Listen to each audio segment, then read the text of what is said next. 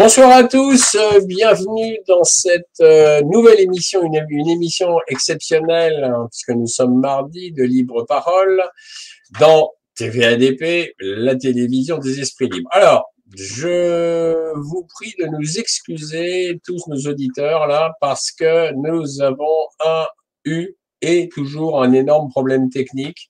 Nous n'arrivons pas à avoir une bonne connexion avec un de mes deux invités, donc Thierry Messant, et c'est fort dommage. Alors, s'il arrive en milieu d'émission, eh bien, nous aurons le plaisir de le voir. En attendant, nous nous sommes dit qu'il fallait quand même qu'on démarre cette émission, et heureusement, donc, j'ai mon autre invité, qui est journaliste, écrivain, grand reporter. Il est aussi l'auteur de 26 livres. Son dernier livre, édité aux éditions du Alpha, s'intitule Imposture et trahison, de Macron à Macron et compagnie. Et il commence d'ailleurs à avoir son rond de serviette au sein de TVADP. J'ai le plaisir d'accueillir ce soir donc Jean-Michel Vernochet. Oui, bonsoir à toutes et à tous. Ça, c'est le dernier livre dont le titre est explicite, Imposture et trahison. Oui, ce soir, il n'y a que des catastrophes. Mais de toute façon, nous vivons dans un monde catastrophique, donc il n'y a rien de nouveau. Bonsoir Claude, bonsoir Eric aussi, qu'on ne voit pas à l'écran, et bonsoir Thierry, qui, hélas, était là, n'était pas très loin, mais je pense que c'est du sabotage, tout court. Oui, c'est à mon avis, conspirationniste, c'est sûr, c'est un coup de conspirationniste. On nous a coupé Thierry Messant, voilà. C'est un coup de pied, ça c'est sûr. C'est comme ça, voilà. C'est clair, bon. Ça peut être que bilan. Voilà. Bon, alors, Jean-Michel, de toute façon, c'est un réel plaisir de t'avoir avec nous ce soir. Alors, partagez. Plaisir partagé. Donc, dans tous les conflits qui ont agité l'histoire, il y a toujours un camp du bien et un camp du mal absolu. Pas dans tous les conflits.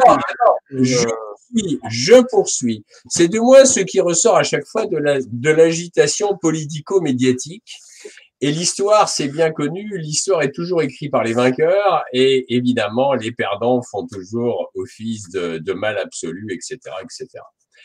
Dans le cas de l'Ukraine, évidemment, nous n'échappons pas à cette règle puisque en ce moment, eh bien, la Russie, c'est le mal absolu, l'Ukraine, l'UE, les États-Unis, c'est le camp du bien. Soi-disant, entre guillemets, bien entendu. Donc voilà. Alors écoute, je crois que tu voulais quand même démarrer notre émission avec Thierry.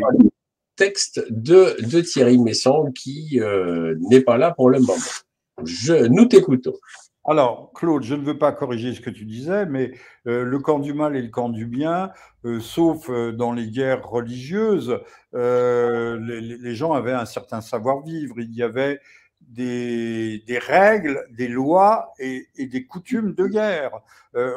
Souvenez-vous, même encore en 14-18, avec les premiers avions, on sabrait le champagne entre officiers du même rang, allemands, français. On était de la même caste. La caste qui regardait les rampants. Les rampants, c'était ceux qui étaient en dessous de haut. Mais il y a toujours eu des règles qui faisaient qu'on se respectait les uns les autres. Et c'est dans les guerres modernes, qui sont des guerres, au fond, sur le modèle du livre de Josué, de l'Ancien Testament, où on détruit l'ennemi, on veut des redditions sans condition, des capitulations en rase campagne. C'est ce qui s'est passé pendant la guerre de sécession. C'est ce que l'ont fait les Américains avec les Allemands et les Japonais. On balance des bombes atomiques alors que les autres essayent de négocier désespérément pour se rendre. Et on n'accepte aucun compromis vis-à-vis des Allemands et on met Berlin par terre. Voilà, donc...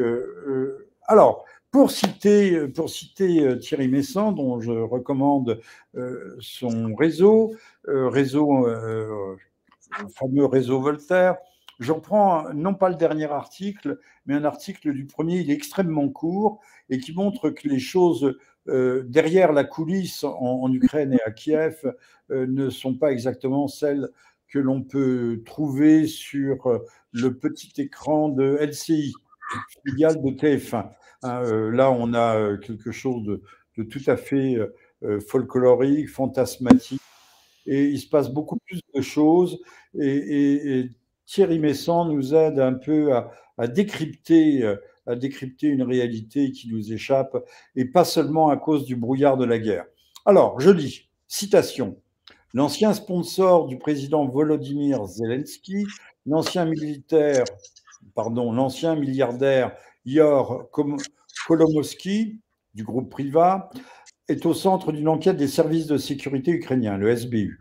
Selon les enquêteurs, il aurait volé à son profit 40 milliards de hryvnias, environ 1 milliard de dollars, une bagatelle, lors de nationalisation de ces sociétés d'hydrocarbures Ukranafta, excusez-moi, Ukranaftata, enfin je sais pas quoi, Ukrata-Nafta, en novembre 2022.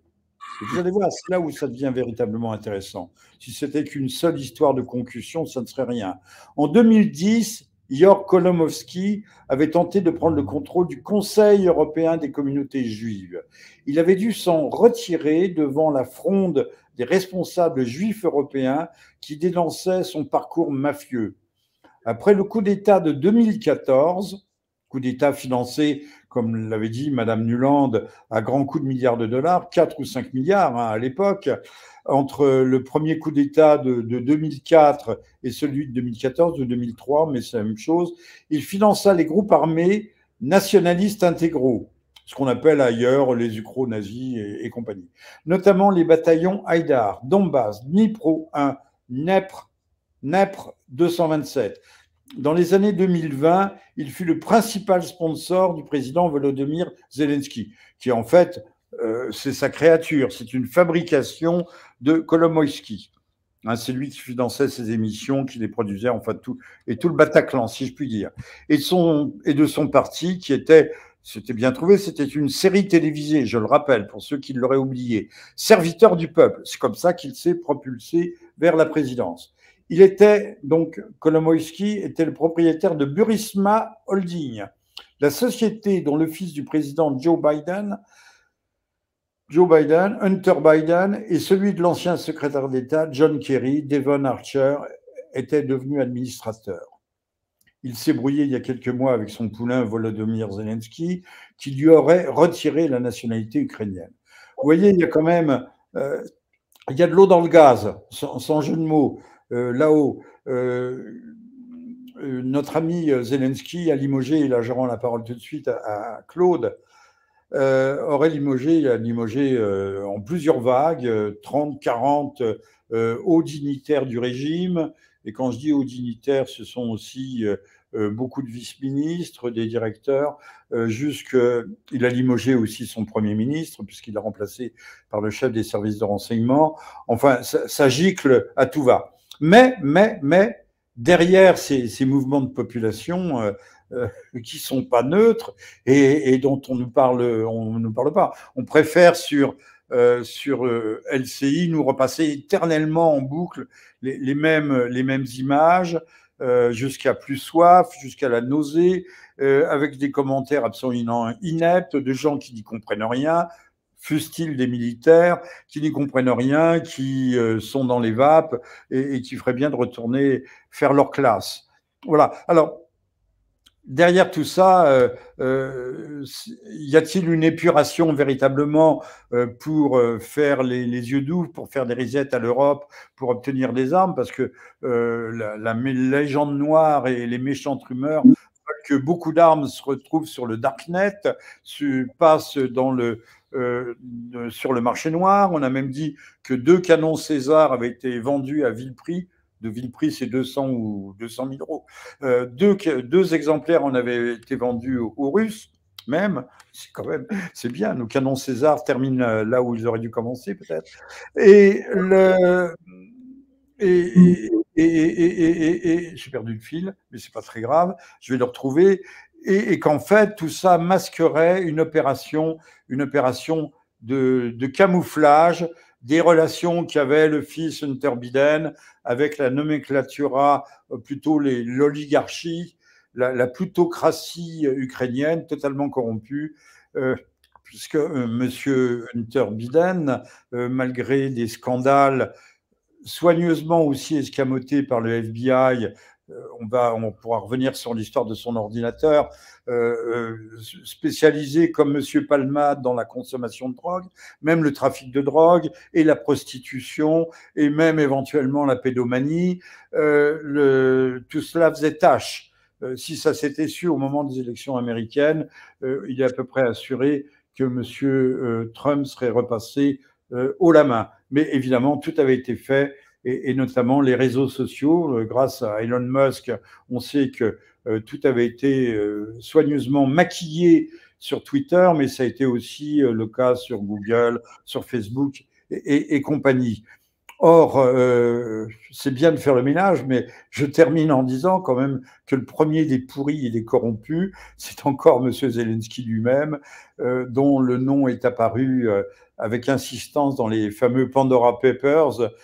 S'il y a un prévaricateur en chef, c'est bien lui. Mais en tout cas, on fait le ménage et ça crée là aussi du brouillard, un jet d'encre qui fait qu'on ne s'y reconnaît plus et qu'on croit que ces gens-là sont en quête de vertu, en quête d'honorabilité, et commence à faire le ménage chez eux. Je crois qu'il ne faut pas tomber dans le panneau. Nous non plus. Absolument. Mais d'ailleurs, il y a cette image de la rencontre entre Zelensky et Macron. Et là, quand on voit la photo, wow, il y en a un, donc, évidemment, qui ne quitte pas son t-shirt kaki et son pantalon kaki. Ça, c'est l'image de marque, hein, de Zelensky. Quant à Emmanuel Macron, il est évidemment dans son costume bleu. Et là, ils sont mignons, tous les deux, hein. Je me suis demandé à un moment donné si, bon, ben, bref, vous voyez ce que je veux dire. Il faisait des papouilles, et pendant qu'il ne sait pas, et on voit la main de Macron qui passe dans l'eau, elle n'est pas descendue très bas. Mais elle aurait pu. Alors, Claude, je veux quand même vous corriger sur une question. C'est l'amateur d'art qui parle là. La vêture de M. Zelensky, en général, n'est pas kaki. Elle est couleur cacadois. Oui, effectivement. Cacadois. Oui, c'est vrai, le kaki. Oui, enfin, la différence entre le kaki et le cacadois, je n'ai jamais. Oui, enfin, bon. C'est pas terre de ciel, mais c'est beaucoup plus clair. Faut dire, c'est très saillant. Je reconnais, c'est absolument pas ma couleur. Un bon passant. Mais ça marque les esprits. C'est intelligent au niveau de la génial. Ah ouais, non, c'est. Monsieur Zelensky est dans son rôle. C'est un comédien, un acteur. On dit que c'est Churchill. Non, c'est un très bon acteur qui incarne une ressucée churchillienne, mais ce n'est qu'une ressucée. Oui, absolument. Alors, on en arrive quand même à un point quand même intéressant, c'est que la France, en fait, finalement, soutient les nazis en Ukraine, soutient des troupes, une idéologie néo-nazie en Ukraine. Envers et contre tout. C'est ça qui est très intéressant. Et ça, c'est totalement occulté par toute la classe politique. Oui, Claude, c'est ce dont nous aurait dû nous parler Thierry Meyssan. Alors, je ne suis peut-être pas entièrement d'accord avec lui, parce qu'on parle de néo-nazis. Mais les néo-nazis ressemblent-ils aux archéo-nazis ? Je n'en suis pas sûr. Il y avait un film, vous pouvez retrouver, qui était très drôle. C'était pas Rêve de fer. C'était des nazis qui étaient partis s'installer sur la Lune, mais sur la face cachée, donc on les voyait pas. Mais c'était des vrais de vrais. Et puis un jour, on ne sait pas pour quelle raison, ils reviennent sur Terre. Et la première chose qu'ils font dans une rue sombre de Los Angeles, c'est de tomber sur des néo-nazis tatoués jusqu'au museau. Et qui sont ce que les Russes appellent des hooligans. Ce sont des skinheads, mais des skinheads de la pire espèce. Et moi, je les avais comparés aux fameuses maras, comme la Mara Troucha, qui sont ces bandes de drogués, trafiquants, satanistes, authentiquement et revendiqués satanistes, que l'on trouve en Amérique centrale. Et ce ne sont pas des phénomènes marginaux, puisque les maras regroupent des dizaines de milliers d'exemplaires de ces sinistres personnages. D'ailleurs, il faut rendre hommage à Thierry Meyssan, même en son absence, puisqu'il avait publié l'un des articles les plus intéressants sur la question il y a déjà quelques années. C'était un précurseur. Donc, les néo-nazis qui sont financés par Monsieur Yor Kolomoïski et tous les autres oligarques qui sont eux aussi, je ne sais pas s'ils sont de confession juive, ils sont peut-être totalement athées, mais qui sont juifs, en tout cas au moins d'origine, comme l'est Monsieur Zelensky. Alors, curieux mélange, curieux mariage, c'est la carpe et le lapin, enfin je sais pas, drôle de lapin, entre des nazis et des juifs. Alors là, expliquez-moi, je comprends pas très bien. Enfin, tout est possible dans le monde moderne, mais il y a quelque chose qui ne fait pas le tour. Oui, alors ça fait pas le tour. Effectivement, je reconnais que c'est étrange. C'est quand même très étrange. Bon, en tout cas, les faits sont là. Il y a quand même toute une Ah ben idée. il se revendique, mais financé par des multimilliardaires juifs. C'est quand même extraordinaire. Oui, Voilà. c'est vrai. C'est au moins digne d'être noté. Alors, pour rappel, quand même, Zelensky a été élu l'homme de l'année en 2022 par le Times. Le même Times qui avait élu l'homme de l'année en 1938, Adolf Hitler. Je trouve ça assez savoureux.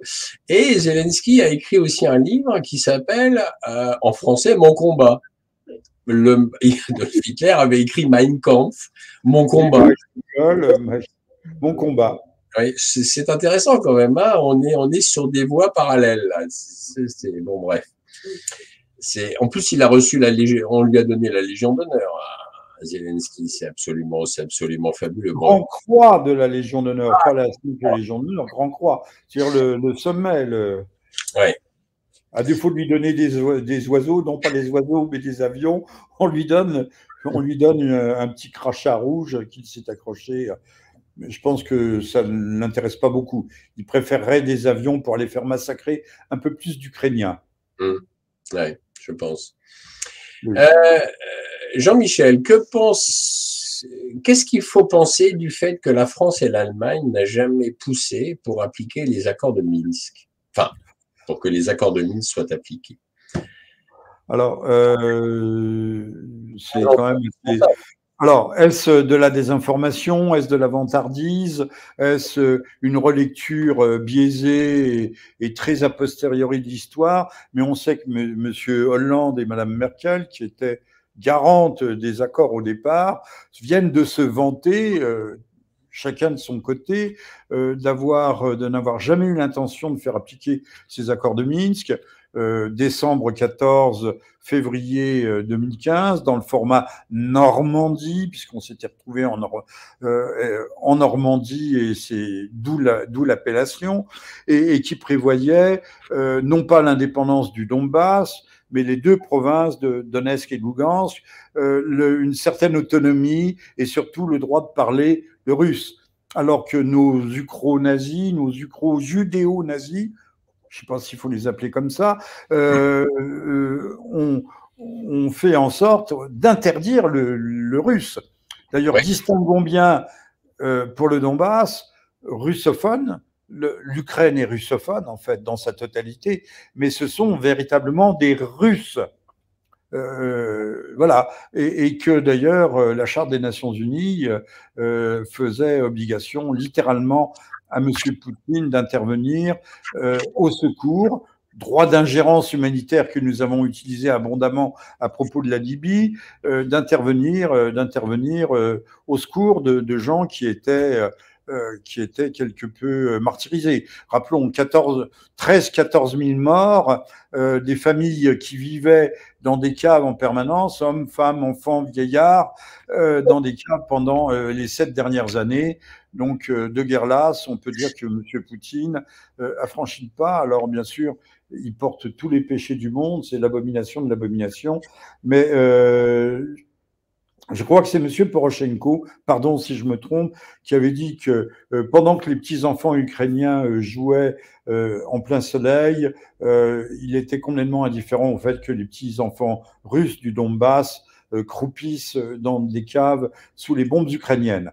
Voilà, les Ukrainiens sont de saints innocents. Je parle pas de l'Ukrainien de base, évidemment. L'Ukrainien de base qui a voté pour M. Zelensky parce que M. Zelensky leur avait promis qu'il ferait la paix et il avait été élu, pardon, en principe pour appliquer ces fameux accords de Minsk, ce qu'il n'a jamais fait non plus. Alors, j'avais écrit au début du conflit, il y a donc maintenant 1 an, mais Boulevard Voltaire l'a censuré, c'était pas politiquement correct de dire que si quelqu'un était responsable du conflit, c'était peut-être Madame Merkel, Monsieur Hollande, puis Monsieur Sarkozy et maintenant Monsieur Macron et l'actuel chancelier allemand, puisque tout le monde s'est désintéressé de la chose, alors que nous en étions les garants. Je dis bien les garants. Ne pas oublier aussi qu'il y a eu une négociation qui avait démarré au lendemain du lancement de l'opération spéciale avec Kiev, et que très rapidement, alors pour des raisons X, alors on va dire que c'est Washington, pourquoi pas, sans doute même, ces négociations se sont arrêtées alors qu'elles avaient de bonnes chances d'aboutir. Il suffisait de revenir, on dit cherchons un accord, mais l'accord il a été trouvé à Minsk. Hein, absolument. Minsk 15, l'accord il était là, les Russes avaient le droit de parler russe, alors on leur a interdit de parler russe. De même qu'on déboulonne toutes les statues, ça nous rappelle aussi quelque chose en Ukraine, de toutes les gloires de la Russie. A-t-on déboulonné la statue, il y a un célèbre Français qui avait, bon, vous ne m'aiderez pas, Claude, mais c'est pas grave, qui avait joué un très grand rôle dans l'histoire ukrainienne, mais qui était du mauvais côté, parce qu'il était du côté russe. Donc maintenant aussi, on fait du wokisme, de la cancel culture, on essaye d'effacer toutes les traces de ce qui avait pu être déposé par la sédimentation de l'histoire, et ce n'est pas très élégant à mes yeux. S'il y a une forme de racisme culturel, il est bien là, il n'est pas de l'autre côté. Ah ben ça, absolument. D'ailleurs, pour rappel, Anne Hidalgo, que je ne présente pas, veut interdire les athlètes russes aux prochains Jeux Olympiques, donc 2024, Paris, sous prétexte que la Russie est toujours en guerre avec l'Ukraine. Je trouve que c'est un modèle du genre, la mairesse de Paris. Tout comme elle avait fait d'ailleurs éteindre la Tour Eiffel lors de la libération de la ville d'Alep en Syrie, d'ailleurs. C'est une constante. Chez Anne Hidalgo, c'est une constante. Bah, si on veut comprendre l'histoire, il faut l'inverser, la retourner. Oui, voilà, c'est ça. C'est tout à fait ça. Donc, alors oui, pour rappel quand même, l'Ukraine a aboli la liberté religieuse, parce que ça, je sais pas si tous nos auditeurs le savent, parce que voilà, je vais citer la date. Le Conseil de sécurité nationale de défense ukrainien ils ont décidé le 1er décembre 2022 d'interdire aux organisations religieuses affiliées à des centres d'influence de la Fédération de Russie d'opérer en Ukraine. Ça a été annoncé par le président Zelensky et il a signé le décret qui porte le numéro 820/2022. Alors, ça, c'est un modèle aussi de tolérance. L'Ukraine aussi dispose d'un service d'État pour l'ethnopolitique et la liberté de conscience. L'ethnopolitique. Soulignons l'ethnopolitique, avez-vous dit. L'ethnopolitique. Sa dénomination indique le problème. L'ethnopolitique, c'est le nouveau nom du racisme au sens nazi du terme, en fait. Donc, non, au sens wokiste, pardon. Au sens de M. Marcuse ou de M. Reich, c'est du marxisme culturel, hein, c'est du freudo-marxisme. C'est ça. Alors, cette administration a quand même été chargée de fermer les bâtiments de l'Église orthodoxe relevant du patriarcat de Moscou.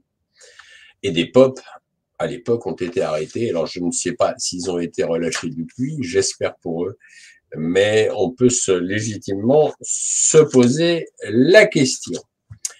L'Europe, c'est la paix. Ça, c'est un slogan qu'on nous serine depuis 2005. Jean-Michel. Oui, alors l'Europe, c'est la paix. On n'a jamais été autant en guerre. Alors, quand j'ai dit qu'en 80, ça a commencé d'ailleurs juste après Maestri, je crois en 93 ou 94, avec l'indépendance de la Slovénie, puis on a eu les Balkans qui sont embrasés, la Bosnie, enfin, tout ça, le Kosovo n'est venu que très tard, en 99. Et alors, l'imbécile de base, qui disait, mais vous dites qu'il n'y a jamais eu de guerre en Europe, il n'y a que ça. L'imbécile de base me dit, ah oui, mais ils n'étaient pas dans l'Union européenne, ils n'étaient pas dans l'Europe. Alors, quand on nous parle de l'Ukraine, l'Ukraine n'est pas dans l'Union européenne et on dit pourtant qu'elle fait partie de l'Europe. Non, non, mais les gens ont toujours des raisonnements. Et puis, si on regarde de près, on a des forces d'interposition sous mandat des Nations Unies ou autres, que ça soit toujours en Bosnie, que ça soit au Liban. On en avait, je me demande si non, on n'en avait pas en Somalie, mais on est intervenu dans toute la bande sahélienne et on sait avec le résultat. Et avec le résultat que l'on connaît, le monde sahélien met son pied aux fesses de nos soldats qui ont pourtant consenti, qui ont payé l'impôt du sang, qui ont consenti de véritables sacrifices. 58 morts français au Mali, mais il y en a eu bien d'autres. Donc, nous sommes en guerre partout. Mais la plus belle des guerres, c'est quand même celle du Kosovo, du printemps 99, déclarée par M. Jospin, l'immense socialiste, sans consultation du Parlement. Je me souviens d'avoir entendu M. Jospin, on dit mais le Parlement n'a pas été consulté. Alors M. Jospin, maugréant, mécontent, répondant mais il sera tenu au courant, il sera tenu au courant. Mais on ne l'a pas consulté en attendant. Et en dehors de tout mandat des Nations Unies. Hein. Donc c'est une guerre quand même pendant près de 3 mois, je crois 3 mois, on a bombardé des tonnages de bombes ahurissants puisque évidemment les soldats de l'OTAN n'ont pas osé mettre le pied au sol. Alors on avait annoncé des destructions extraordinaires, on avait annoncé la destruction de centaines de chars, à l'arrivée il y en avait une vingtaine qui ont été détruites et tout à l'avenant. Voilà, mais le mensonge était déjà tout puissant, himalayesque. Phénoménal. Alors, je reviens sur ce que vous disiez, Claude, sur l'Église. C'est intéressant, c'est qu'on a créé de toutes pièces une Église ukrainienne, la rattachant au patriarcat de Constantinople, mais pour faire pièce et pour démolir l'Église orthodoxe russe du patriarcat de Moscou. Donc, on a créé un véritable schisme. C'est une fabrication qui s'est opérée, qui s'est faite sous nos yeux. Et ça, c'est pas très vieux. Ça remonte à quelques années, peut-être 2019 ou 2020. Mais nous étions empêtrés dans le Covid ou dans les Gilets jaunes. Donc là aussi, on a une manœuvre, on a préparé la cassure intérieure de l'Ukraine. Et c'est vrai que les prêtres orthodoxes sont en grande partie persécutés. Quand je dis en grande partie, oui, on peut parler de persécution, arrestation, des églises. C'est peut-être comme chez nous, on brûle peut-être des églises. Chez nous, ça brûle tous les jours. Je dis bien tous les jours, et sans blague. Il n'y a pas de semaine sans qu'il y ait 2-3 départs de feu dans telle ou telle église, à Paris ou ailleurs. Et maintenant, sont les pelleteuses de Madame de Madame, comment s'appelle-t-elle, qui vont entrer en scène. Il y a une église qui est promue à la destruction parce qu'elle a le malheur de n'être que du 19e siècle. Et les habitants se mobilisent parce que même s'ils ne sont plus tellement catholiques ou pratiquants, ils se rendent bien compte que c'est une partie d'eux-mêmes que l'on arrache. Le nom que je cherchais à l'instant, c'est Madame Bachelot, qui se vante de vouloir. On a de l'argent par milliards pour l'Ukraine, pour alimenter une guerre, parce qu'on nous dit aussi, le raisonnement est quand même, et je m'arrête ici, le raisonnement est prodigieux. Si on veut que la guerre s'arrête, il faut donner de plus en plus d'armement. Ah bon ? Il faut donner de plus en plus d'armement, parce que c'est comme ça qu'on va faire arrêter. Mais non, si vous voulez arrêter un incendie, vous n'allez pas jeter de l'essence sur les flammes. Ni de l'huile, ni de l'essence, ni rien. Je dis, et je l'ai déjà dit, je le répète, si nous n'étions pas portés au secours du concussionnaire M. Zelensky, sans jeu de mots, la guerre se serait arrêtée au bout d'une semaine, 10 jours, 15 jours, 3 semaines, mais elle n'aurait pas été tellement plus loin. D'abord, comme je l'ai dit, il y avait des négociations qui étaient amorcées. Donc, on pouvait arrêter l'incendie tout de suite. Alors que l'idée, c'est d'épuiser la Russie, de faire se refermer les mâchoires d'un piège, un piège de style afghan, d'éreinter, de vider de son sang l'armée russe. Pour quel usage, hein, puisque quand même les problèmes des États-Unis se trouvent beaucoup plus à l'est, du côté de la mer du Japon ou de la mer de Chine. Et donc, il faut donner toujours plus d'armement. Au moment même où M. Stoltenberg, le grand patron de l'OTAN, vient de nous dire qu'il ne remplirait pas, qu'il s'arrêterait, je crois que c'est au mois de juin, hein, là, il plie bagage, il en a par-dessus la tête, et qu'il vient de lâcher que l'OTAN n'a plus de munitions non plus. Bon, alors, qui sera épuisé le premier? L'histoire nous le dira.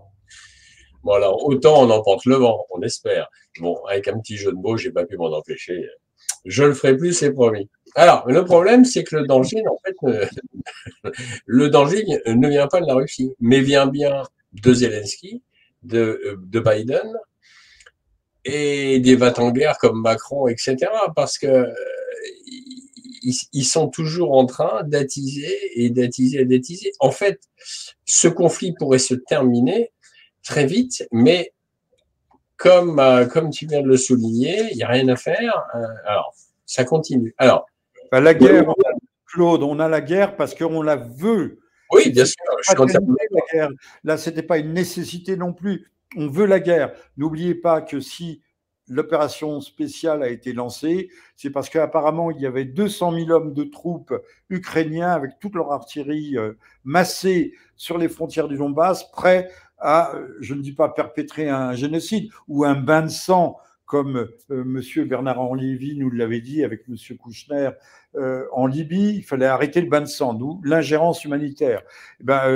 Si c'était un bain de sang qui était prévu aussi, une véritable opération d'éradication, comme sont capables de faire ces nationalistes, intégristes, extrêmes, radicaux, appelons-les comme on voudra, ces ukro-nazis, eh bien, M.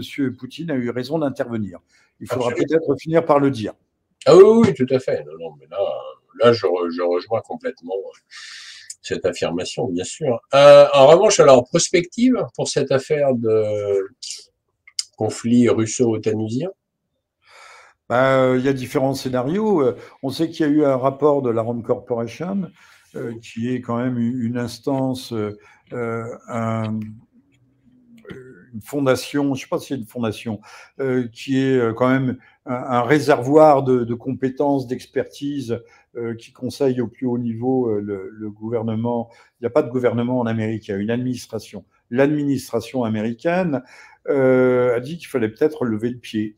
Là, que quand même, il fallait. C'est comme une grève, comme les grèves, il faut savoir les terminer. Et ben les guerres, il faut savoir les terminer aussi.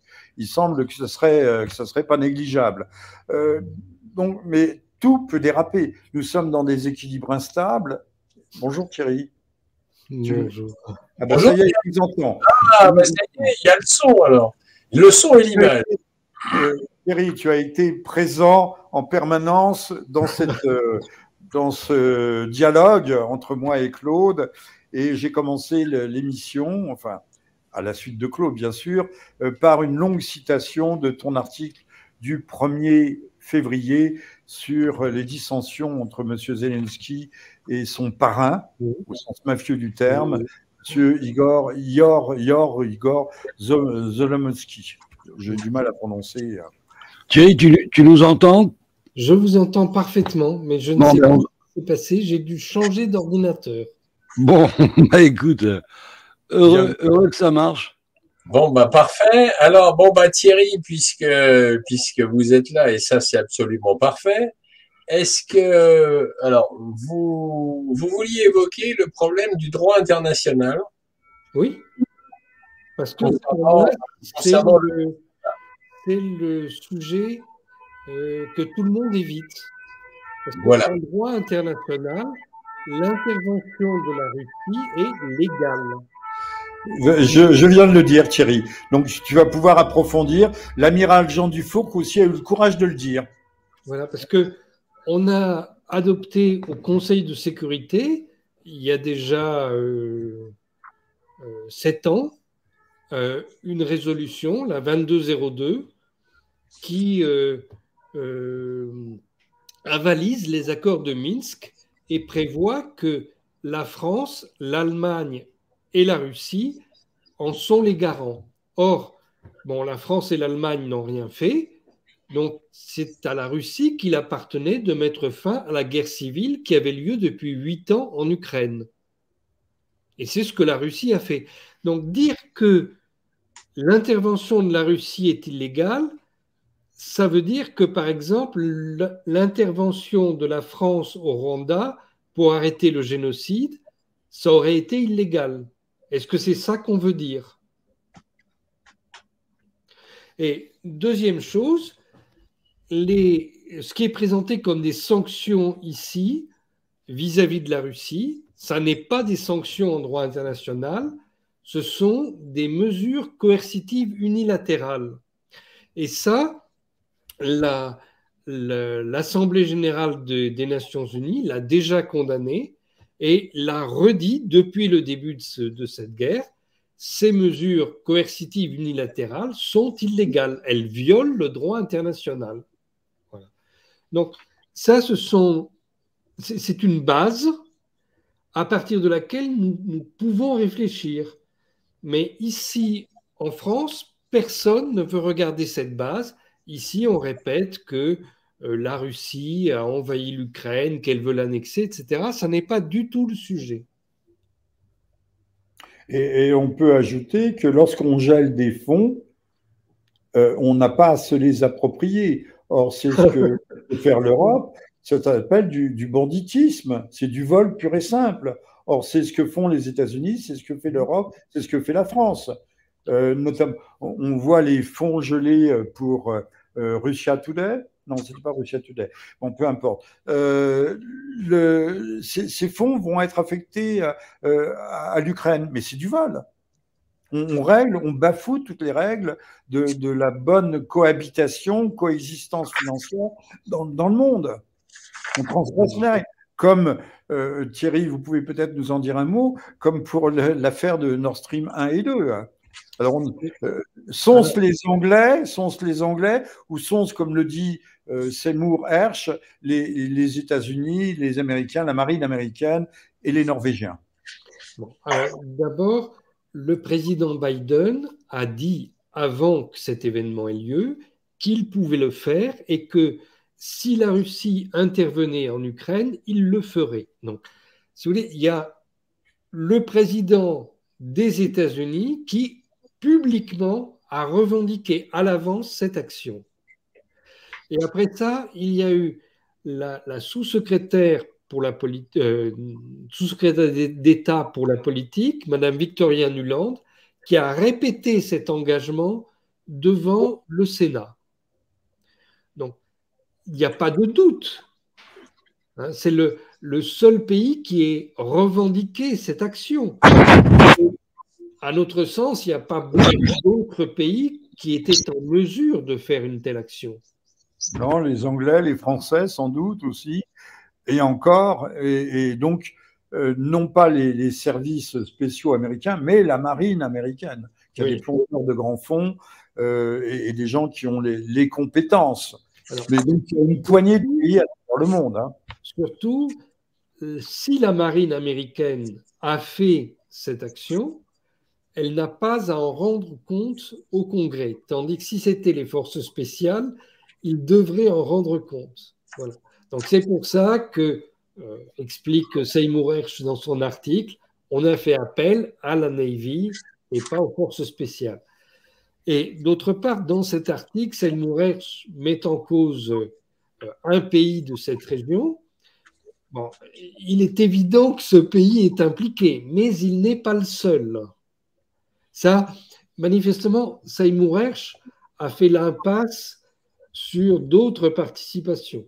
Il faut se souvenir que juste avant que cette opération ait lieu, les responsables de Nord Stream avaient mis en cause l'armée polonaise qui se déployait, on ne sait pas très bien pourquoi, autour de son gazoduc. Et manifestement, il pourrait aussi y avoir une intervention danoise parce que le trajet de ce gazoduc est venu perturber les fonds danois. Donc, nous ne savons pas avec précision qui a participé à cette opération, mais la responsabilité directe des États-Unis ne fait aucun doute. En tout cas, c'est un acte de guerre. D'ailleurs, ça me fait, à vous écouter, Thierry, ça me fait penser à l'affaire du 11 septembre. C'est pas l'Arabie Saoudite elle seule, enfin, ou des ressortissants d'Arabie Saoudite. Mais on peut penser que le Pakistan y a été mêlé, que les Israéliens ont été également mêlés. Enfin, c'est une opération conjointe. C'est une joint venture en quelque sorte. Alors, moi, pour ce qui est du 11 septembre, je ne pense pas que l'Arabie Saoudite et que le Pakistan aient été mêlés. Je pense que c'est une opération purement intérieure des États-Unis, avec l'aide, pour certains aspects, d'Israël, mais Israël n'est pas engagé dans la fabrication de ces attentats. Israël est engagé dans d'autres aspects qui ont suivi. Voilà. Bon, il est 19h. C'est un expert qui vient de s'exprimer. Donc, je disais un acte de guerre, mais les Russes sont des gens très patients. De même aussi les Iraniens qui n'ont pas réagi au bombardement dans la région de Natanz, je crois que c'est la région d'Ispahan, de bombardement par drones israéliens. Et je pense qu'il est maintenant acquis que ce sont des drones israéliens qui ont lancé une attaque. Tous ces États dits États voyous, aussi bien la Russie que l'Iran, une très grande patience dans des circonstances, dans une conjoncture d'extrême tension et de provocation, puisqu'on peut imaginer que certains nombres d'actions visent à les pousser à la faute. Le gouvernement iranien a minimisé le bombardement de ses bases militaires dans son propre pays. Donc, il y a une raison, effectivement, cette patience, mais il faut voir en même temps cette patience et celle dont la Russie fait preuve autour des opérations militaires en Ukraine. Il faut bien envisager que le sujet, ça n'est pas de vaincre les États-Unis, même si ceux-ci se comportent en voyous et en agresseurs. Le sujet, c'est de les amener à la raison. Pour le moment, les États-Unis se comportent comme un fauve blessé. Ils s'agitent et ils détruisent tout autour d'eux. Mais peut-être peut-on les ramener à la raison ou tout au moins les ramener à une meilleure conscience de leur relation avec les autres. Bon, pour le moment, si vous voulez, les États-Unis ont détruit Nord Stream. Aujourd'hui, quand ils ont détruit Nord Stream, ils ont détruit l'économie européenne. On ne s'en rend pas compte énormément aujourd'hui. Il y a bien des problèmes de coût de l'énergie en France, mais l'économie allemande est sur le point de s'effondrer véritablement. Hein. Pas d'avoir une hausse des prix, d'avoir un effondrement économique considérable, parce qu'il n'y a plus suffisamment d'énergie pour le fonctionnement de son industrie. Donc, est-ce que les États-Unis vont continuer à détruire leurs alliés? C'est ça la question. Oui. Mais si vous me permettez, j'ai une question, parce que vous aviez écrit il n'y a pas longtemps, d'ailleurs il y a peu, un article sur la possibilité d'une sécession au sein même des États-Unis, avec des États comme le Texas, la Floride, Je me rappelle très bien, vous aviez écrit un très très bon article à ce sujet. Vous pourriez nous en parler? Alors, aux États-Unis, il y a toujours eu un problème d'homogénéité de la population. Les gens sont organisés par groupe ethnique. Alors, ça a été beaucoup moins vrai il y a une vingtaine d'années, mais c'est redevenu vrai dans les 10 dernières années. Particulièrement, c'est un phénomène qui s'est amplifié sous Barack Obama, qui a repris à ce moment-là et qui persiste aujourd'hui. Donc, alors que les populations commençaient à se mélanger, aujourd'hui, elles se séparent. Et au-delà de cette séparation ethnique, il y a maintenant une séparation idéologique. Il y a des endroits où on est démocrate et des endroits où on est républicain. Et des endroits où on n'est ni l'un ni l'autre. On dit trumpiste, mais en fait, on est jacksonien. C'est une troisième idéologie chez eux. Donc, cette séparation, à un moment, elle va se traduire politiquement. Vous savez, pour le moment, les gens ont... Je ne dis pas qu'ils ont voté Biden, personne ne peut le savoir, puisque les États-Unis n'avaient pas de vote de dépouillement public. Hein. Ça n'est pas une démocratie, il n'y a pas de dépouillement public. Donc, on ne sait pas qui a gagné les élections. Mais les gens ont accepté que ce soit Joe Biden. Mais maintenant, ça n'est plus le cas. Depuis 3 mois, il y a un changement très net dans les réponses des États-Uniens au sondage. Et aujourd'hui, ils disent clairement qu'ils sont opposés au président Biden. Ils ne le disaient pas il y a un an. Mais ils ignoraient, Thierry, ils ignoraient l'affaire de l'ordinateur Hunter Biden. Ils ignoraient tout ça, bien sûr. Ils ignoraient tout ça. Et là, on a commencé à ouvrir la boîte de Pandore et on découvre des choses terribles. Là, cette semaine, la Chambre qui a créé une sous-commission pour enquêter sur cette affaire Hunter Biden. Cette commission a écrit à Hunter Biden, mais pas seulement à celui-ci, aussi à son oncle qui est impliqué dans ces histoires et à un de ses associés pour obtenir des documents bancaires. Parce qu'il est évident que Hunter Biden a touché de l'argent de puissances étrangères. Et il a touché cet argent apparemment pas en son nom, mais au nom de son père, à l'époque où il était vice-président. Donc ça, c'est-à-dire que cet homme s'est fait acheter par des puissances étrangères. Thierry, je vous coupe une seconde. Cette affaire pourrait-elle conduire à une procédure de destitution, d'impeachment pour son père? Bien sûr, ça peut conduire à une procédure d'impeachment, mais il faut admettre que ça n'aboutira pas s'il y a une procédure d'impeachment. Le système aujourd'hui ne fonctionne plus, mais plus du tout.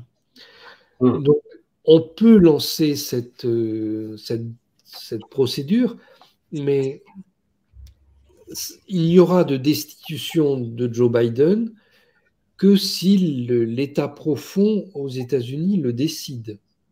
Je pense que le pouvoir législatif ne fonctionne plus pour ce genre de choses. Il peut encore enquêter, mais il ne peut pas décider. Ah oui, c'est intéressant. Mais j'ai vu passer récemment que la situation économique aux États-Unis est loin d'être flamboyante et qu'elle est même assez désastreuse. J'ai vu passer un chiffre, il y aurait 100 millions de pauvres actuellement aux États-Unis quand on pense sur une population d'environ 370 millions. Qu'est-ce que vous en pensez? Vous pensez que c'est correct ou... Ce sont des chiffres qu'on retrouve à différents endroits, hein. Ce sont des chiffres très publics. Mais moi, je vous dirais, pour comprendre ce qui se passe, il faut regarder les chiffres du FMI. Le FMI a pronostiqué le développement de chaque État pour l'année prochaine, pour 2024. Et d'après le FMI, qui est tenu par les États-Unis quand même, d'après le FMI, le développement, la croissance aux États-Unis en 2024 sera moindre qu'en Russie. Hallucinant. Hallucinant. Donc, ça, ce sont des chiffres officiels. Donc, on est dans un moment où les équilibres basculent. Et là, c'est la fin des États-Unis comme superpuissance. Ils ne sont déjà plus la première puissance économique mondiale, puisque ce sont les Chinois. Et ça c'est incontesté, puisque ça se fait depuis 5 ou 6 ans, cette chose-là.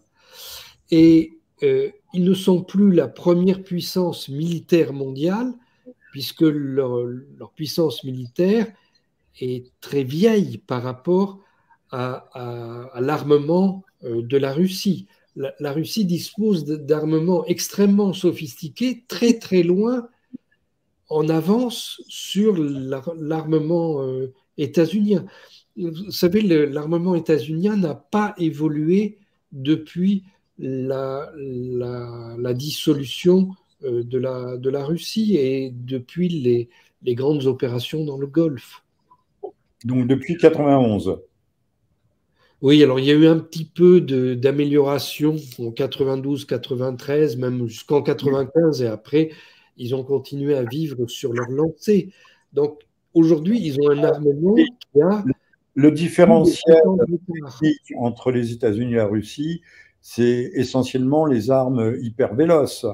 Oui. Les États-Unis ne sont-ils pas en passe de combler ce fossé et de rattraper la Russie? Non, non, pas du tout. Ils ont commencé des petits tests, mais ce sont des tests sur des petites armes. Ils n'ont pas fait ça sur des gros lanceurs. Ils en sont pour le moment tout à fait incapables. Ils sont très loin d'arriver à faire ça.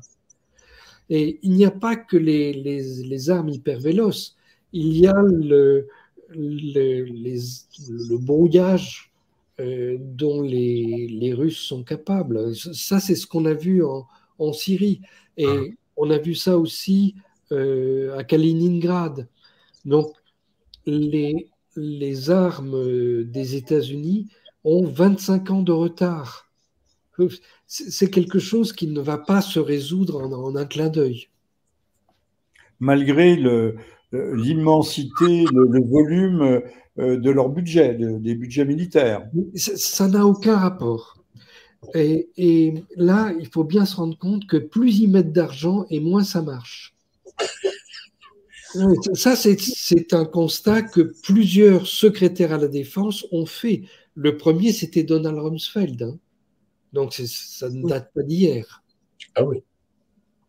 Oui, et on sait qu'il y avait aussi le jour où un missile s'est abattu sur le Pentagone, le jour du 11 septembre, il a touché un point névralgique où on traitait de dispersion de milliards de dollars qui s'étaient évanouis dans la nature. Voilà. Donc en fait, pour réorganiser l'armée des États-Unis, il faudrait essayer de faire ce que Rumsfeld avait tenté en vain, de réorganiser sur le modèle privé. Donc lui, ça l'avait amené à engager des mercenaires partout, mais c'est un puits sans fond, en fait. Oui, un tonneau des Danaïdes. Alors, quelle perspective? Donc, l'État profond ne décidera vraisemblablement pas de la destitution de Joe Biden. Donc, on va le garder. Mais alors, les États-Unis vont-ils continuer à se décomposer, à pourrir sur pied? Y a-t-il un risque de guerre civile? Et le troisième terme, c'est celui que vous utilisiez tout à l'heure, Thierry. La bête blessée risque-t-elle d'avoir des réactions imprévisibles? Aujourd'hui, le travail des diplomates dans le monde, c'est d'éviter que les États-Unis ne provoquent une catastrophe. C'est ça l'inquiétude générale. C'est pas savoir qui va gagner en Ukraine. Ils ont ils ont déjà perdu depuis longtemps. Donc, non, c'est vraiment, est-ce qu'on peut retenir les États-Unis de provoquer un désastre? Alors, heureusement, et c'est un paradoxe, hein, aujourd'hui, les gens les plus raisonnables, ce sont des généraux au Pentagone et des espions à la CIA. Si vous voulez, ces gens-là deviennent nos alliés parce qu'ils essayent de tempérer ce que fait le département d'État et la Maison-Blanche. Le fameux rapport de la Rand Corporation. Le tout dernier. La Rand Corporation a fait une série de rapports sur l'Ukraine, mais très récemment, je ne sais plus quand, il y a une quinzaine de jours, ils ont dit que c'était foutu en fait en Ukraine et qu'il fallait calmer le jeu. Ah ben, écoutez, si M. Stoltenberg nous dit que l'OTAN n'a plus de munitions, c'est quand même un aveu monumental, non? Alors, là aussi, il faut voir Et les obus pour les canons César vont être produits par l'Australie. Alors, sur la question du fait que l'OTAN n'a plus d'armes, ça ne serait pas grave si la Russie n'en avait plus. Mais la Russie en a et elle en fabrique un rythme très rapide. Hein. Tout le monde pensait que l'usage qu'elle fait de son artillerie en Ukraine l'épuiserait rapidement. Parce que en Ukraine, l'armée russe bombarde les positions ukrainiennes et n'attaque que quand elle les a détruites, pas avant. Donc, elle a un usage de ses munitions intense. Et il est très difficile de se réapprovisionner en munitions, de les fabriquer. Eh bien, pas du tout. Il y a eu un problème au début de la guerre. Il y a eu la destitution d'un ministre adjoint de la Défense en Russie, et ils ont réorganisé leur système industriel, et ils fabriquent plus que ça ne tire. Hein. Donc, ils ont reconstitué leur stock. Ce n'est pas qu'ils l'aient épuisé, ils l'ont reconstitué. Donc, l'OTAN à côté n'a plus rien. Alors, s'il y avait une guerre entre la France et la Russie, les armées françaises ne dureraient pas 2 jours. Pas 2 jours. Puisqu'on a des munitions pour 3 jours et encore. Et nos canons César sont dispersés aux 4 coins de l'horizon. Thierry, je vais vous donner 2-3 chiffres qui prennent le contre-pied de ce que disent nos amis de LCI, qui nous parlent de 800 morts à Bakhmout, 800 morts russes par jour. Là, c'est le journal turc Urseda du 25 janvier qui a publié un rapport, évidemment, confidentiel qui a fuité du Mossad et qui daterait du début janvier sur les pertes. Alors, la Russie aurait perdu au cours du conflit, d'un an de conflit, 23 avions, 23 aéronefs de combat. L'Ukraine, 302. 56, la Russie, perte 56 hélicoptères. L'Ukraine, 212. Les véhicules de transport, 200 pour la Russie, 2750 pour l'Ukraine. Pièces d'artillerie pour la Russie, 427, 7360, ça se termine, hein, 7360 pour l'Ukraine, système de défense antiaérienne, 12 pour la Russie, 497 pour l'Ukraine, tués pour la Russie, 18 480, pour l'Ukraine, 157 000. Là, on sait, d'après d'autres estimations, qui sont des chiffres qui sont crédibles, au moins pour l'Ukraine. Blessés, je vous donne tout de suite la parole, 44 500, Ukraine, 234 000, prisonniers, c'est fini, 323 pour la Russie, 17 230 pour l'Ukraine. Commentaire de. Alors, je pense que les chiffres concernant le matériel sont exacts. En tout cas, extrêmement proches de la réalité. Par contre, pour les chiffres sur les pertes humaines, je pense que personne ne le sait. Mais personne, c'est-à-dire les Ukrainiens qui sont morts, ne sont pas correctement comptabilisés. Et ça, c'est quelque chose qui est caractéristique dans toutes les guerres. Dans toutes les guerres, les armées ne savent pas combien elles ont de morts. Elles savent les soldats qui lui manquent. Mais ceux qui sont blessés, qui se sont enfuis, elle ne sait pas tout ça.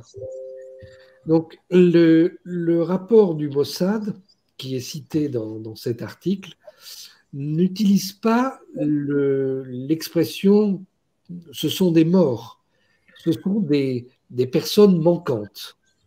Voilà. Et peut-être elles vivent ailleurs, on ne sait pas. On ne sait pas. Il n'y a pas la possibilité, pendant une guerre, de comptabiliser les choses comme en temps de paix. Ça se passe dans une autre ambiance. Mais ce qui est certain, c'est que le rapport de force qui est indiqué là est exact. Les pertes dans leur ensemble de l'Ukraine par rapport à la Russie sont 8 à 10 fois supérieures. Donc un rapport de 1 à 8. Oui. Merci Elsie, les Français sont très bien informés et ça ne s'améliore pas. Voilà. Et je voudrais dire, moi j'ai suivi en détail la guerre en Libye et la guerre en Syrie. Tous les chiffres qui ont été donnés en Occident sont complètement faux. Mais complètement, hein. C'est des rapports de 1 à 40. Hein. C'est vraiment des absurdités qu'on a dit. Et il y a pourtant des chiffres réels qui circulent en Occident, mais qui ne sont pas publiés. Et les chiffres les plus proches de la réalité que j'ai vus sont ceux des rapports internes de la Croix-Rouge internationale. Donc oui. ça donne les chiffres exacts, enfin à peu près exacts, mais la Croix-Rouge ne les diffuse pas. C'est même une des conditions pour qu'elle puisse avoir la confiance des différentes parties au combat. La Croix-Rouge qui a été présente dans les camps de concentration allemands pas jusqu'à la dernière minute, n'a jamais publié les chiffres. Jamais. C'est vraiment refusé. Leur silence est tout à leur honneur, mais eux ont les chiffres.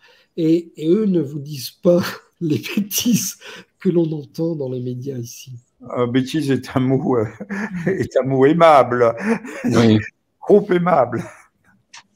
Non, c'est parce que nos journalistes prennent quand même le public, le grand public, vraiment pour beaucoup plus bête qu'il n'est, que c'en est à la limite honteux.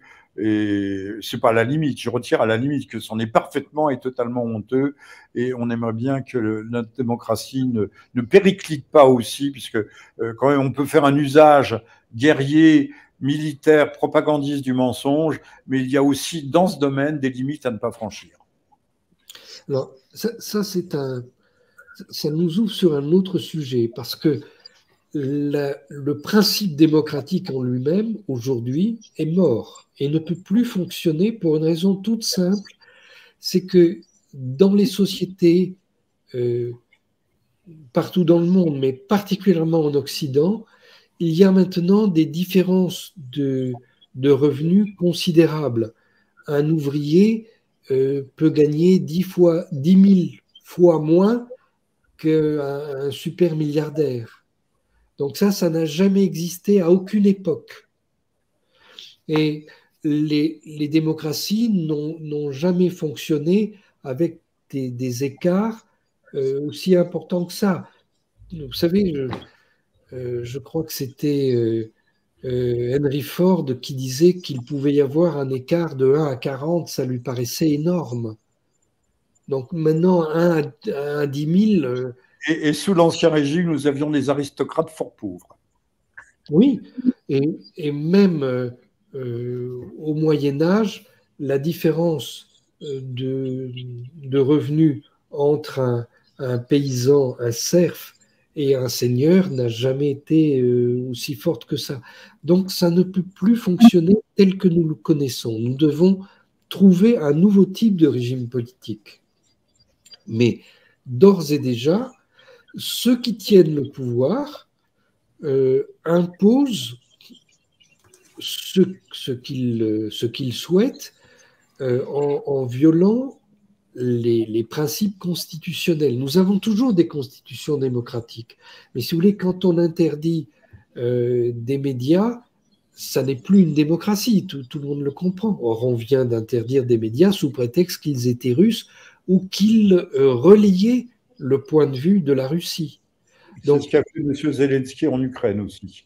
Oui, mais lui, il a interdit la totalité des partis politiques pro-russes, mais les partis politiques d'opposition, ils n'étaient pas nécessairement pro-russes. Il les a tous interdits et il a nationalisé la totalité des médias audiovisuels. Ils sont tous nationalisés, ils sont tous sous l'autorité. Alors, ils appartiennent toujours à leurs propriétaires précédents, mais ils sont placés sous l'autorité du Conseil national de sécurité ukrainien. Donc, ils n'ont plus aucune liberté. Oui, Thierry, je ne sais pas si nous avons encore beaucoup de temps, puisque ce n'est pas moi le maître du jeu, mais pouvez-vous nous dire, revenir un instant sur les vagues d'épuration au sommet de l'État ukrainien, nation qui dirait peut-être, avec l'occultation de l'affaire Biden, de la corruption du fils et du père, qui étaient très impliqués en Ukraine, comme le fils l'était aussi en Chine. Alors, il y a, donc depuis une dizaine de jours, il y a une épuration au sommet. Mais elle n'est pas terminée, cette épuration. Elle aurait dû continuer avec la démission du ministre de la Défense. D'ailleurs, celui-ci avait reconnu qu'il allait partir et on connaissait déjà le nom de son successeur. Et là, tout d'un coup, ça s'est arrêté. Oui, c'était le patron des services de renseignement qui devait prendre sa succession, si je me trompe. Absolument, absolument. Mais tout d'un coup, ça s'est arrêté et on ne sait pas pourquoi. En fait, il semble que les perquisitions qui ont eu lieu chez le mentor du président Zelensky ont effrayé les gens qui dirigent. Voilà. Mais pourquoi, on ne sait pas. Il faut se rendre compte que ce milliardaire, cet oligarque, voilà, bon, j'arrive pas à prononcer son nom. Non plus. Cet oligarque aurait dû être poursuivi pour les crimes qu'il a publiquement revendiqués. Il a fait assassiner plusieurs personnes. Mais ça n'est pas pour ça qu'il a été mis en examen et qu'on a perquisitionné chez lui. C'est pour une affaire de gros sous sur des contrats publics. En fait, si on a fait cette perquisition, c'est parce que cet homme est celui qui employait Hunter Biden.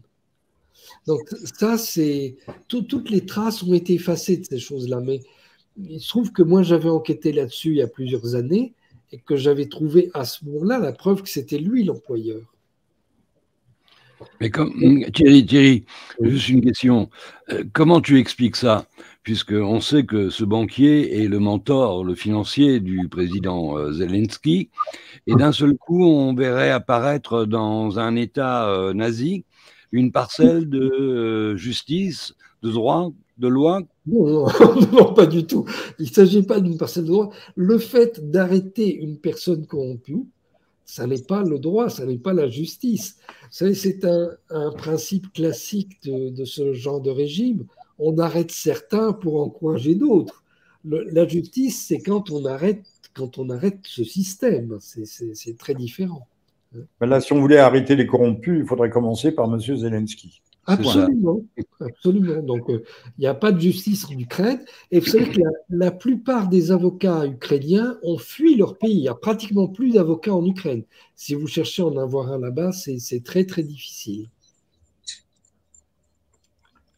Donc, c'est quoi? C'est une opération d'intox, une manipulation? Comment on peut définir ça? C'est une opération qui a été dirigée par le Pentagone. Ils ont envoyé une délégation juste auparavant en Ukraine et le directeur de la CIA, William Burns, était venu quelques jours auparavant, avant cette délégation. Et donc, ces deux groupes ont organisé ce qui se passe actuellement en Ukraine.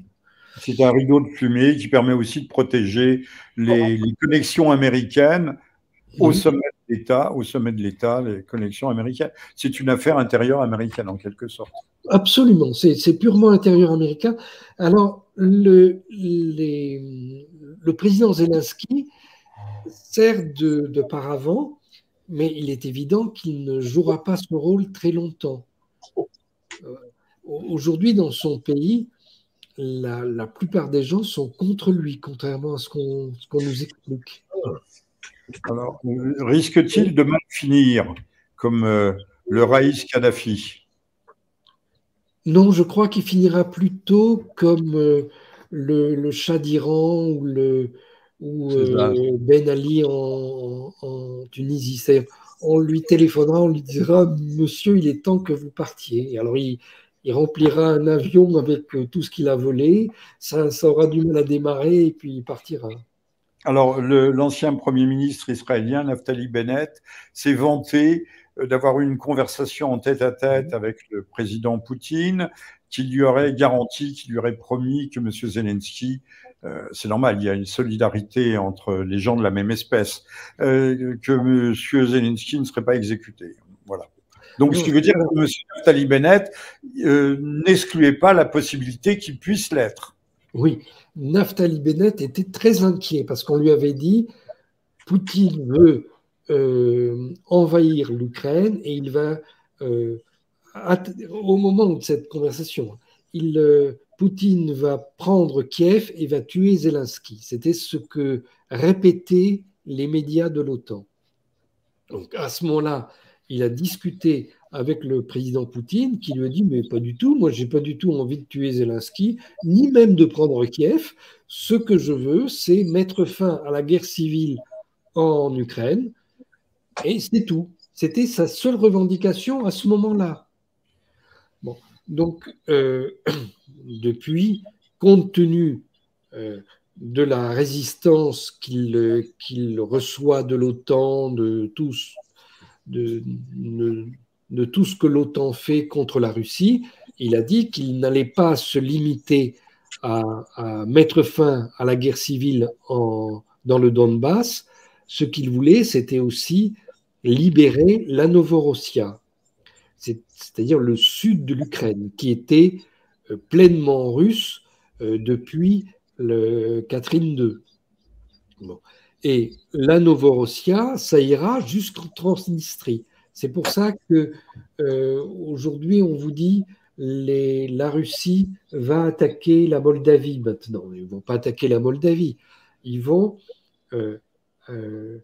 lancer une opération sur Odessa. Odessa, qui est une ville qui a été construite par un Français, hein, je vous rappelle. Ah oui, c'est ça.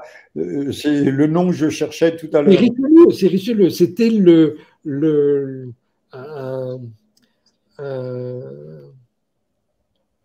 un descendant du cardinal de Richelieu qui était à l'époque napoléonienne est devenu un ami du tsar de Russie et il a été chargé par le tsar de Russie de construire Odessa. Il y a une grande statue de ce. On l'a pas encore fait, cette statue.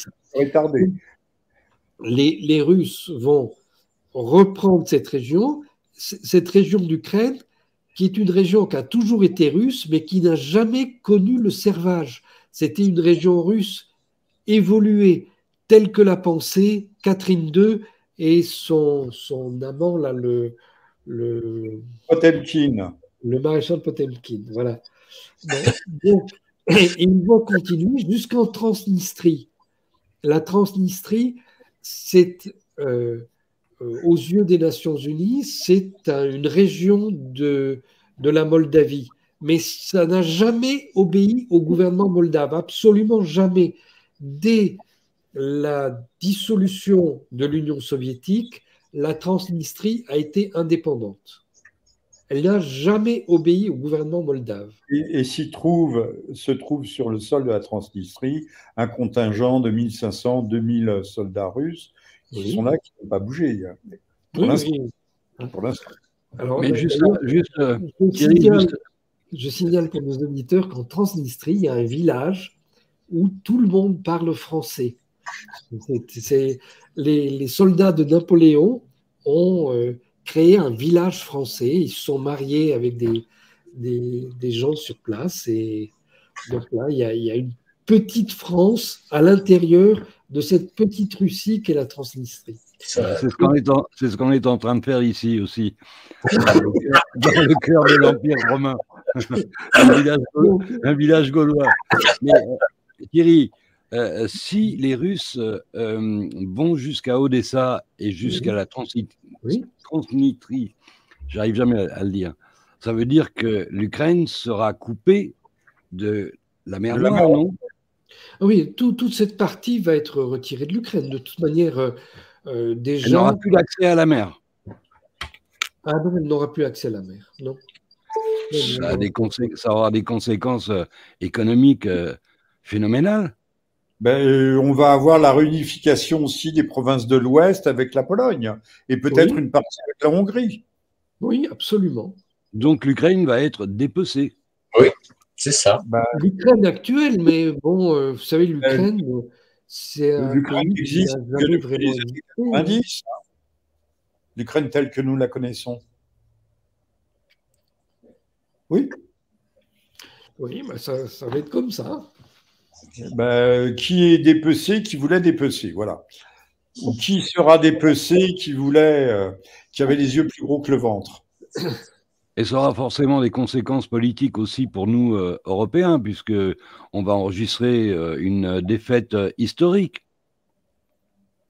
Mais la défaite, nous la connaissons, cher Eric, nous la connaissons déjà tous les jours, avec le gouvernement que nous avons élu, réélu. La France est en train de s'abîmer. On peut parler à juste titre de la France titanique. Mais oui, mais là, on va prendre conscience. On va prendre conscience des conséquences dramatiques sur le plan économique et social des mauvais choix des gouvernements occidentaux. Le fait qu'on n'ait plus du gaz de Russie, par exemple.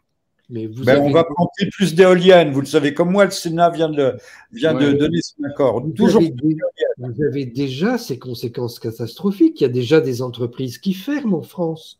Ah oui, énorme. C'est la conséquence directe de cet engagement aux côtés des nationalistes intégraux en Ukraine. C'est une folie. Oui, c'est vrai. C'est vrai, il y a de plus en plus d'entreprises qui ferment en France. Mais je vais vous dire, Eric... Ce n'est pas la France qui va être le plus touchée directement, ça va être l'Allemagne. Dans les prochains mois, vous allez avoir des fermetures d'entreprises en Allemagne et pas des petites entreprises, des grandes et des très grandes. On parle même de fermer BASF. Ah oui. Alors, Eric et Thierry, c'est peut-être une chance pour nous, c'est peut-être l'occasion si on touche le fond, de donner un coup de pied et de remonter à la surface, peut-être. Oui, bien sûr. Une grande réinitialisation. Maintenant, pour l'instant, ce sont des vœux, rien d'autre. Mais là, on va être touché. Peut-être que pour l'instant, la propagande médiatique est telle que les Français ne sont pas encore conscients de l'état réel du pays, bien que Madame Borne annonçait que le chômage est à 7,2 et ça ne va pas s'arranger. Et encore, les chiffres du chômage sont biaisés. Hein. C'est le chiffre pour les catégories A. Pour le catégorie A, mais pour le reste, on n'est pas à 10 millions, mais on est 6-7 millions de chômeurs dans ce pays. Il y a 15 800 000 pauvres en France, le chiffre documenté sur 32 millions d'actifs. Pour produire, il faut de l'énergie. C'est la base. Sans énergie, on ne peut rien faire.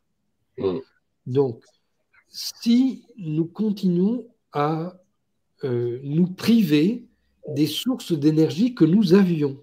Bon marché. Oui, mais je vous en prie, pour le moment, vous voyez une hausse des prix.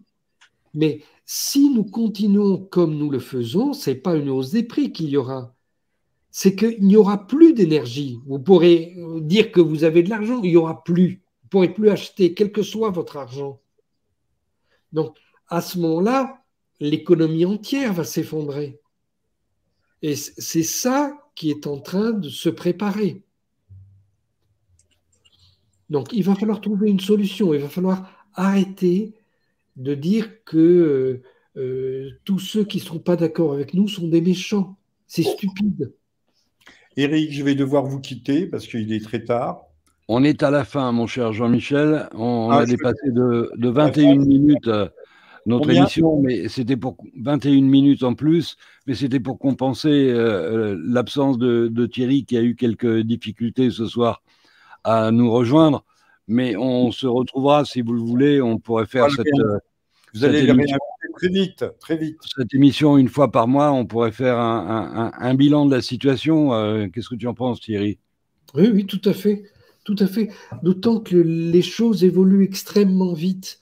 Tous les États du monde sont appelés à se positionner. Donc, il n'y a pas...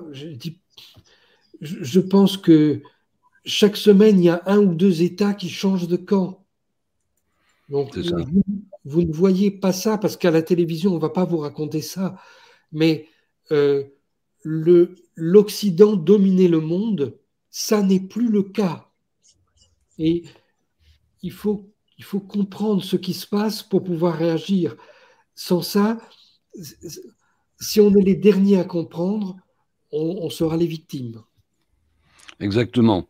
C'est pour ça que cette émission, dans un cadre mensuel, aurait une utilité publique pour les gens qui nous écoutent et qui nous font confiance, parce qu'effectivement, l'actualité est agitée, elle vaut la peine d'être suivie semaine par semaine, mois par mois. Et si vous en êtes d'accord, on reprend un rendez-vous dans un mois et on refait un petit bilan. Absolument.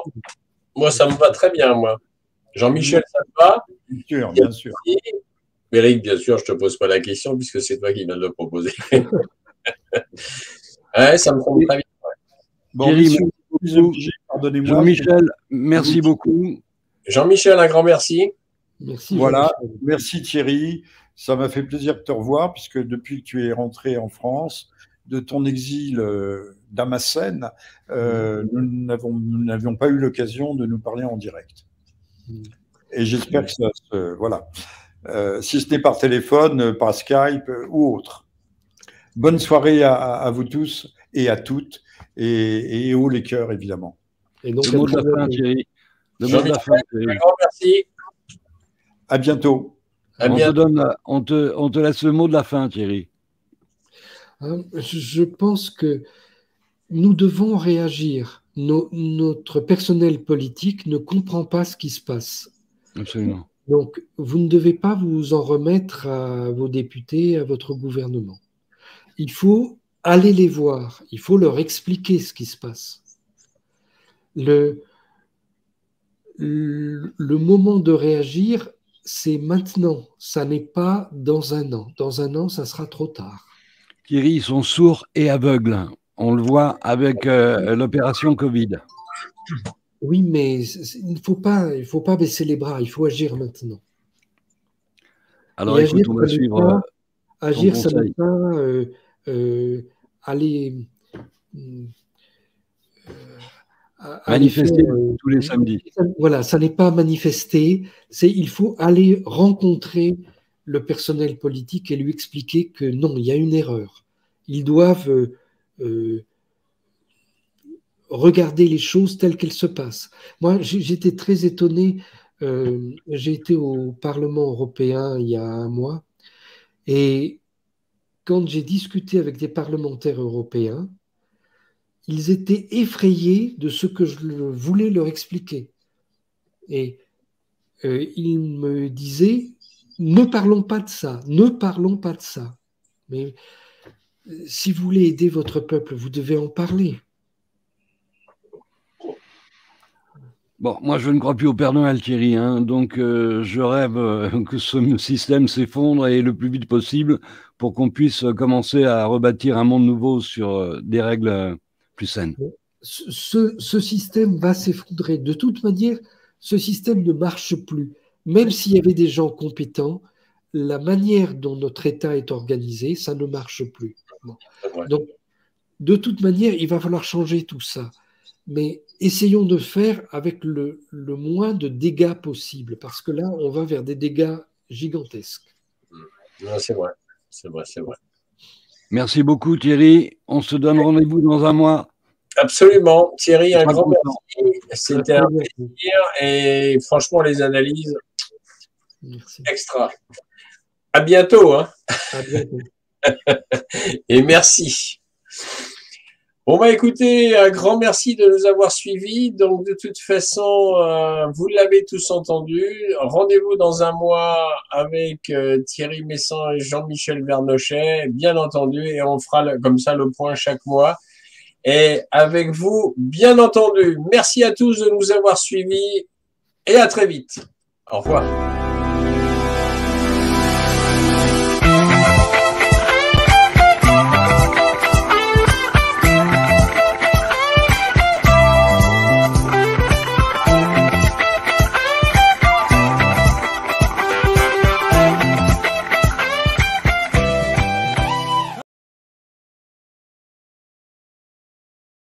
C'est ça. C'est tout à fait ça. Et voici Eric. Yeah.